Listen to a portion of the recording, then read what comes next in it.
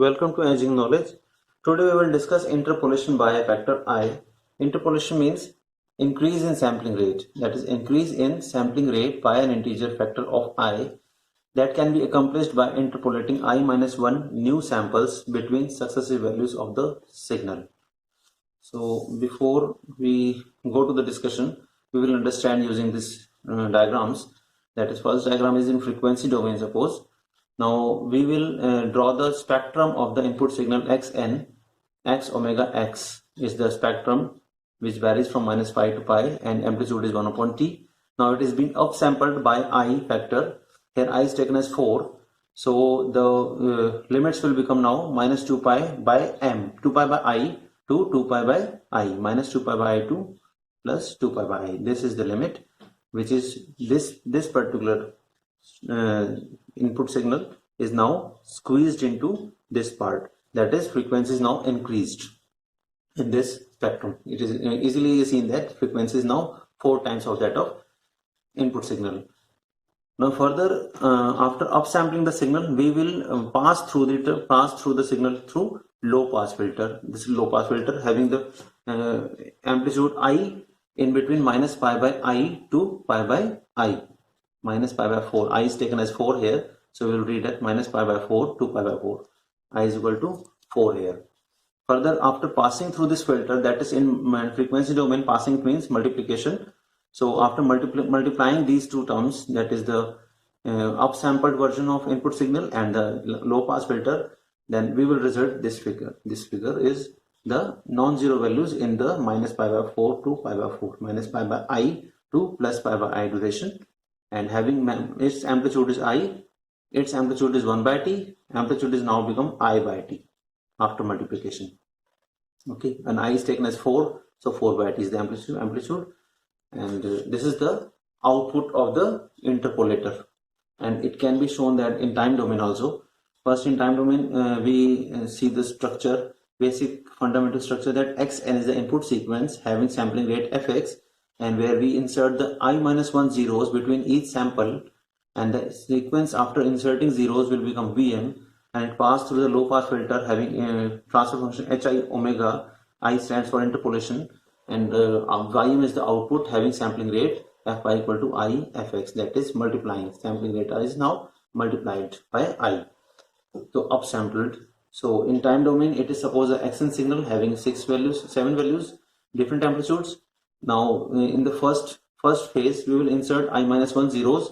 I minus 1 here I is taken as 4. So 3 zeros are to be appended between each successive samples. That is first sample and second sample, 3 zeros are appended. Second and third sample, 3 zero appended, and so on. Further, after passing, Vm is passed through the low pass filter, which will smooth the function value and introduce a in between values, which are to be taken into account to make it a smooth value. That is the output of the low pass filter. Okay. Now this Vm can be characterized by using this equation: xm upon I is equal to m equal to 0 plus minus I plus minus 2i, and so on. It means for I equal to 4 in this example case, for suppose xm upon 4, when m is equal to 0, and then m equal to 0 means v0 is equal to x0, v0 is equal to x0, same sample. Now for m equal to 4, it becomes x1 and it becomes v4, so v4 equal to x1, v4 equal to x1. Similarly for m equal to 8, because m is multiple of I or always, m equal to 8, x2 will be equal to v8, v8 is equal to x2, so v8 is equal to x2, and all other values which are not given are 0, obviously. Okay, so Vm is a sequence with a rate fy equal to ifx obtained from xn by adding I minus 1 zeros between successive samples of xn, as we have seen. And Vm can be represented using this formula. But this formula can also be represented using some mathematical equation, that is Vm is equal to xk delta m minus ki, where delta is a impulse function. K varies from minus infinite to infinite. Let us see this equation for I equal to 4. Let's expand this equation for I equal to 4. Del Vm is equal to, for minus infinite to minus 1 values we have shown by dotted, and we will put k equal to 0, k equal to 1, k equal to 2 only. 3 values are being shown for some expansion. x0 delta m plus x1 delta m minus 4 plus x2 delta m minus 8. Just putting the value of I equal to 4. I equal to 4 here, that is m minus 4k, and then putting the value of k. Okay, k equal to 0 delta n, k equal to 1 m minus 4, k equal to 2 m minus 8, and so on. Now we know the property of impulse function, that is delta n is equal to 1 at n equal to 0, otherwise it is 0. That is delta 0 is always equal to 1, otherwise it is 0. So for m equal to 0, suppose v0 is equal to, only this value will be non-zero because of this delta function, x0 delta 0, and delta 0 is equal to 1, and it is equal to x0. All other values will be 0 because of that delta function. M equal to 1, again m equal to 1 we will put that. Now this value delta 1, this value delta 1 minus 3, 1 minus 4 is minus 3, delta minus 3 is 0, delta 1 minus 8, delta minus 7 is 0. So all other values are 0, so net value is 0. M equal to 2, similar thing. M equal to 3, similar thing happened. That suppose m equal to 3, delta 3, delta 3 is 0, delta minus 1 is 0, delta minus 5 is 0, and so on. So all other values are 0. Now look at the m equal to 4. When m equal to 4, then this delta 4 is 0, but this delta 4 minus 4 is 0 now. Now it becomes 1. Delta 0 becomes 1. So only non-zero value is x1. x1 delta 0. All other values will be 0, and it becomes x1, and so on. So in this way, we can find the values of v, which are nothing but the x samples, and 3 zeros are appended. 3 zeros are taken from I equal to 4. That is, I minus 1 zeros are being appended as per the definition. So this is the first equation which we can use easily for our mathematical derivation. Suppose Vz is equal to, we know that Z transform of Vm is, and this is the formula, Vz, Vm, Z raised to minus in m. Now finding the spectrum, we can use formula Z equal to e raised to j omega. Putting the formula, Z is equal to e raised to j omega, and further we can put the equation number 1, Vm. From equation number 1, Vm can be put here. Okay, we have put two things simultaneously. Now changing the order of summation, we will have this equation after changing the order of summation, and this equation says that this delta function is always 1 when m minus ki equal to 0, because delta 0 is equal to, we know delta 0 equal to 1, and delta m minus ki is equal to 1 only when m equal to ki, because when it is 0. So this exponent have only the values when m equal to ki. So this expression becomes e raised to minus j omega, e raised to minus j omega m is e raised to minus j omega m is replaced by ki, because it has only non-zero value, only this time instance. Otherwise it is 0 value because of this impulse function. Because, okay, e raised to minus j omega ki, e raised to minus j omega ki is the presentation of this part, and then further we have this equation. Now further we can use minus k minus k is common from the power taken, and we can represent the form ev in this form, v e raised to j omega x k e raised to plus j omega I. Further we can use the Z transform again definition. I have directly put the result. You can check it out that put Z equal to e raised to j omega I.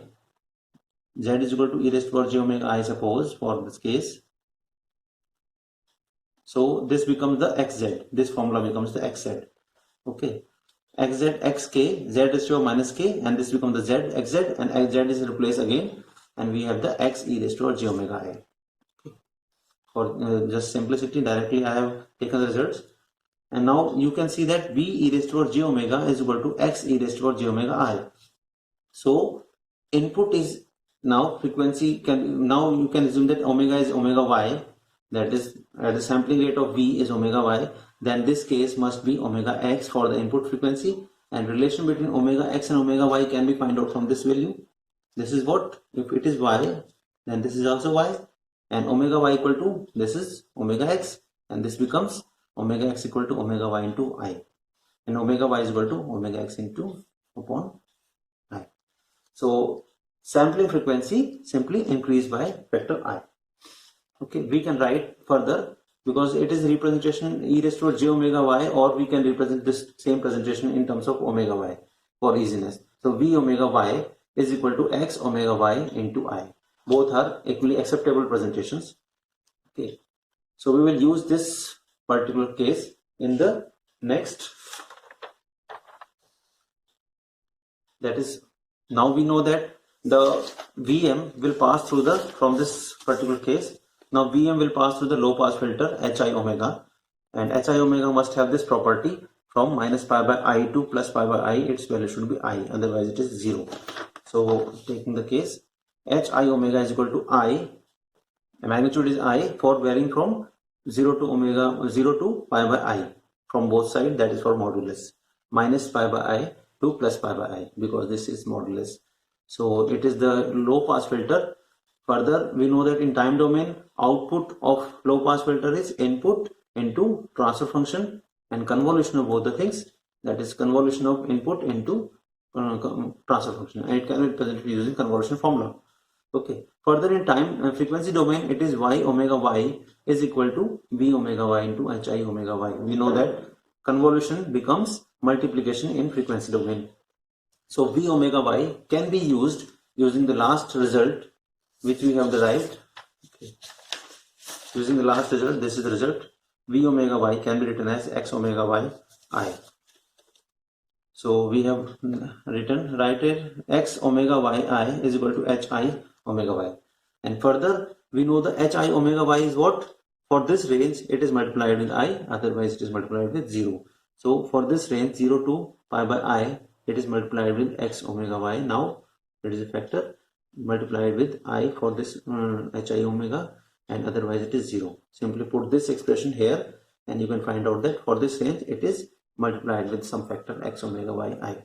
So this is the final expression which says that output is now multiplied by factor I, and its frequency is multiplied by factor I again, that the frequency is increased. For interpolation, LPF, low pass filter serves as the smoothing filter, that is, it provides a smoothing function when calculating the new samples, so that a smoothing curve results when the new samples are inserted between the original sample.